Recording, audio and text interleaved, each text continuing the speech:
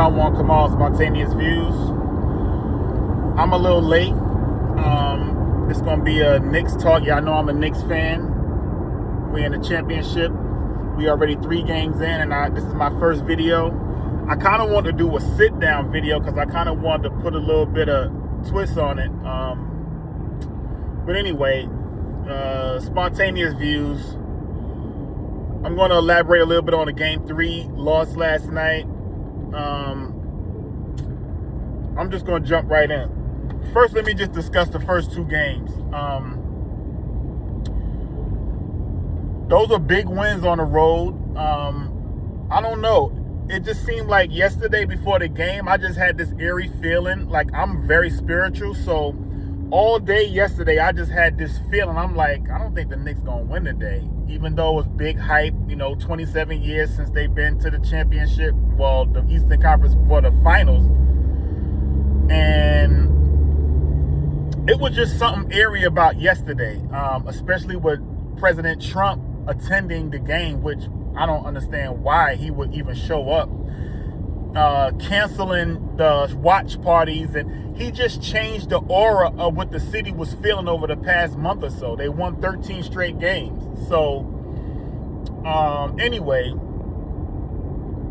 it was just something eerie about the game. Now, I'm just going to elaborate, and again, this is not to bash the refs or bash the Spurs or anything.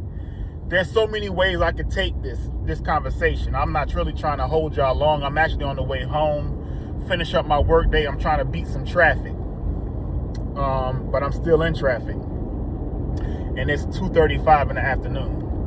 Welcome to Atlanta.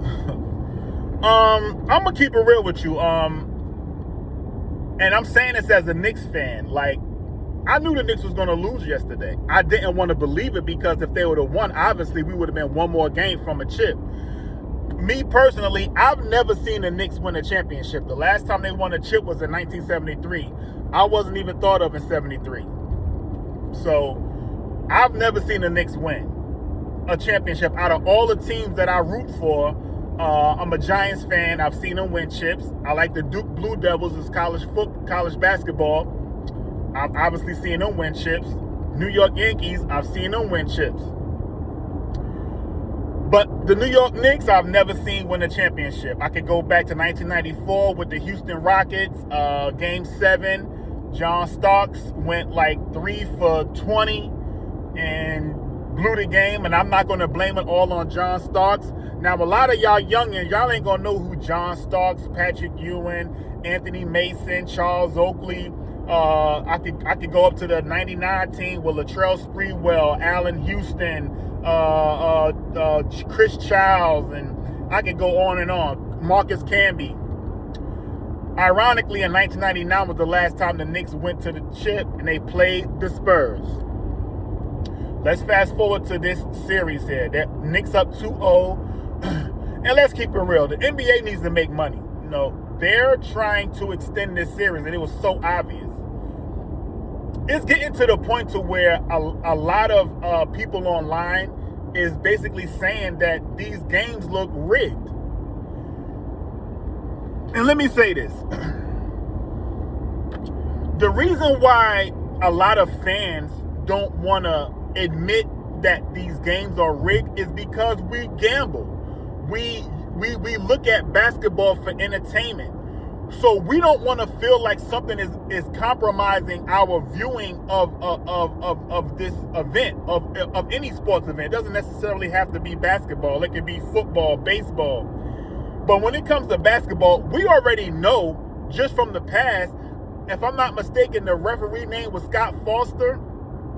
I could be wrong. But about 15, 20 years ago, they already did an investigation on referees throwing games. So what make you think that they just stopped doing that? Like, come on, like, we got to be honest with ourselves. And I get it. I'm a fan. If the Knicks win the chip, I want them to win the chip legitimately.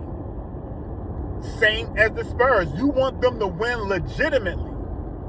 But unfortunately, from what I've been viewing over the past 2 to 3 games, it's been kind of lopsided when it comes to calls. Now again, I'm not looking at the calls as the reason why the Knicks lost last night, but it was a very big part of them losing last night. I can name a few calls. The Wemby shoving Brunson in the back of the neck. Like, let's be honest, people. You don't even have to be a fan. That is if it's not a flagrant, which it is a flagrant, that is at least a foul. Like, how is that not a foul? I'm going to get back to that point with Wemby with the fouls. But let me go back to game 2. And the reason why I'm pointing out, I'm only going to point out one play.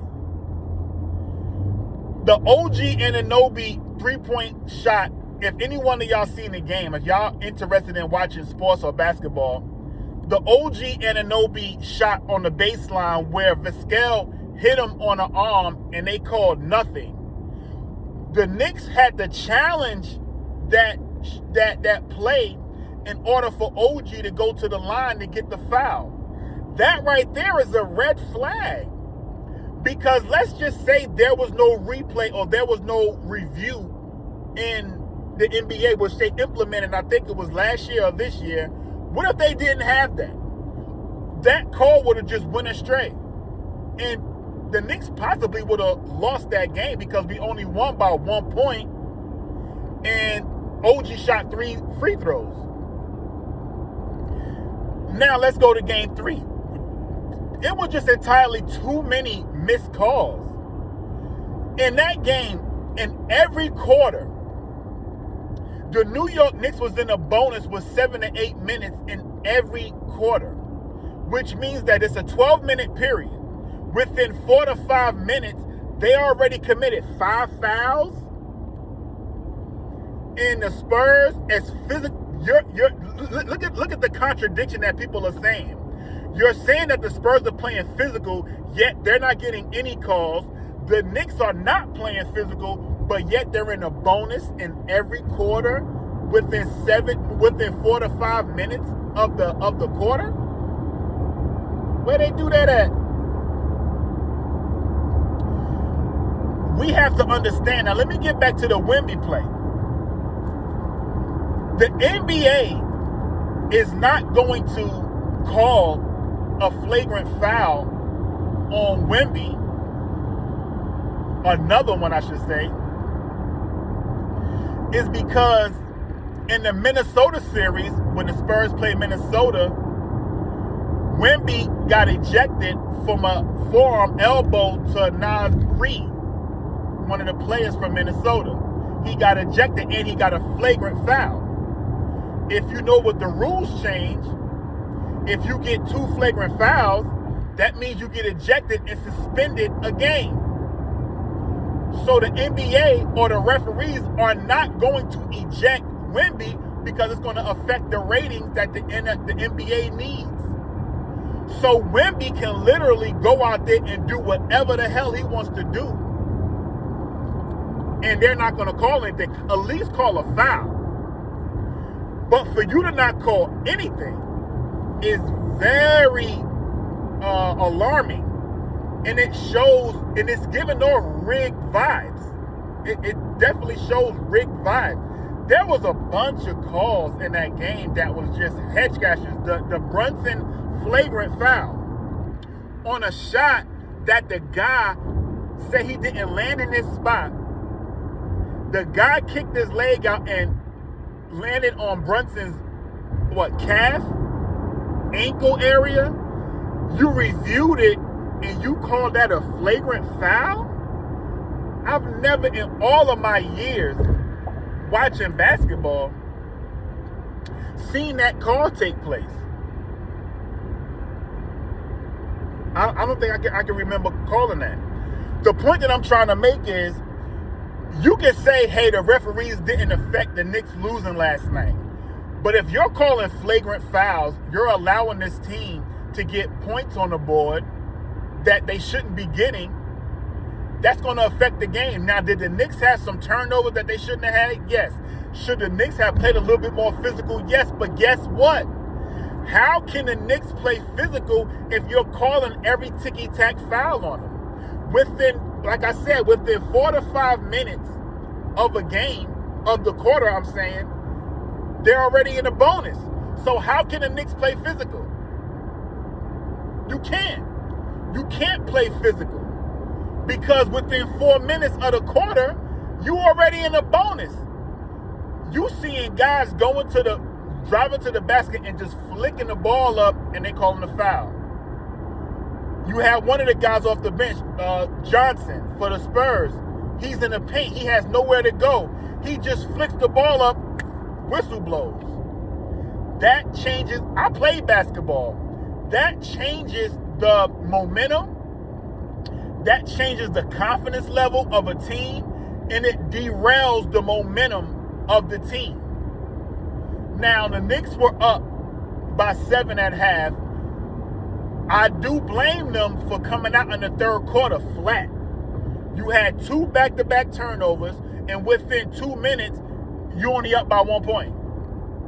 If you didn't turn those had those 2 turnovers, and you may have would have been up by 11. You may have would have been up by 12. We don't know. That would have changed the whole complexion of the game, the whole outlook of the game. But we have to keep it real with ourselves. I understand this is we gamble. We look at it as entertainment. This is our team. We don't want to feel like the NBA or any type of sports is compromised. But unfortunately, it's already been proven that the NBA is compromised just from the issue. I forgot I'm saying Scott Foster. I don't know if that was his name, but y'all look that up. About 15, 20 years ago, he came out and said games are rigged. You even have Mike Bibby. A lot of y'all young folk probably don't know who Mike Bibby is. He used to play for the Sacramento Kings. He was on a podcast talking about how they used to give them scripts of how the game was supposed to go. This stuff is real. This is one of the reasons why I stopped gambling on any sports. I gamble on fantasy because I have more control over what's going on. Like, we gamble with fantasy football every year. I'll do that, but I'm not placing a bet on an NBA game or anything for that matter, because let's keep it real, it's rigged.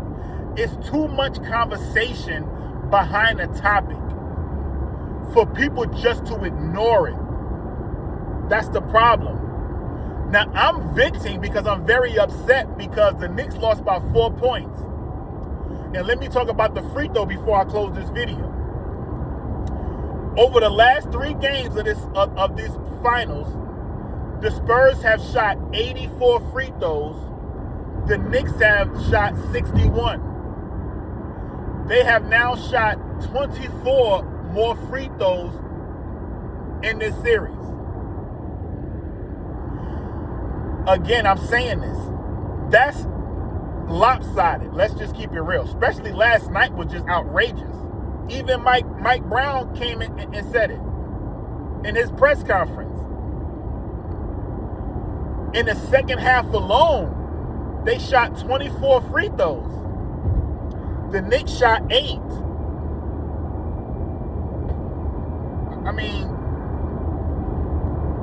what is going on? Like, that is a wide disparity when it comes to free throws.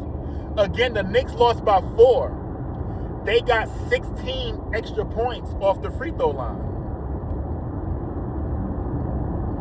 Some of the stuff Wemby is doing, again, they're not going to call a foul or a flagrant foul on Wemby. I guarantee you they're not going to. He done threw one of the backup point guards of the Knicks to the side like a rag doll, no foul.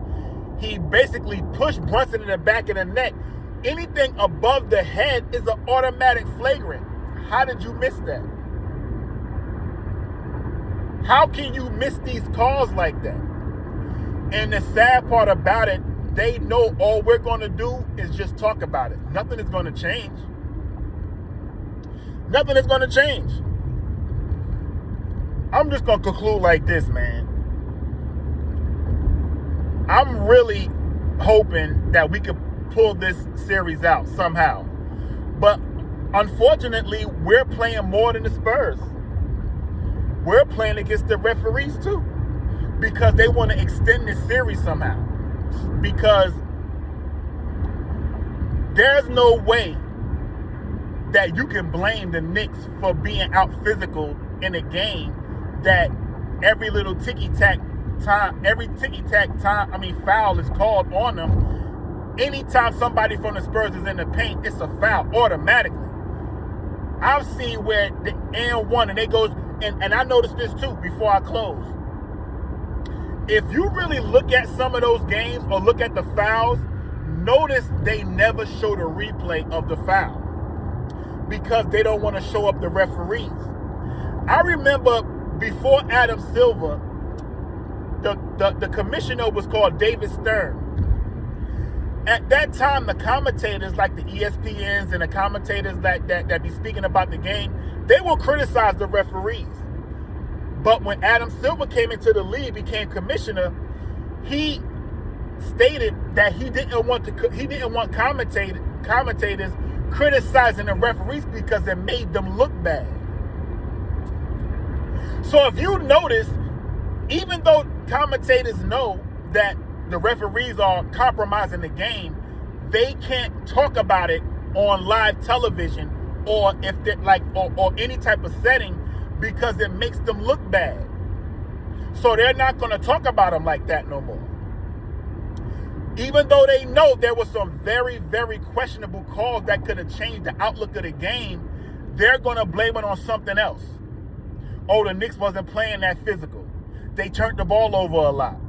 So forth and so on. They're going to come up with these excuses. But if we already know that the NBA is compromised by referees from gambling, fixing games, scripts being written, this is public information. You could go look this stuff up. I'm not lying. Look it up. What make you think that has changed or stopped? It hasn't. It hasn't stopped. So anyway, I'm just going to conclude, man. I was very disappointed last night. It was mainly, honestly, it wasn't that the Knicks lost. Like, Brunson had a brutal game. Bridges didn't show up. OG was the only one that did something. Cat was quiet.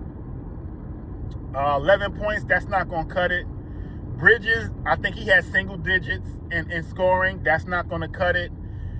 Hart played well, but Brunson, I know they on you, dog, but you got to shake it off, man. We got to take this game, and we got to take this series.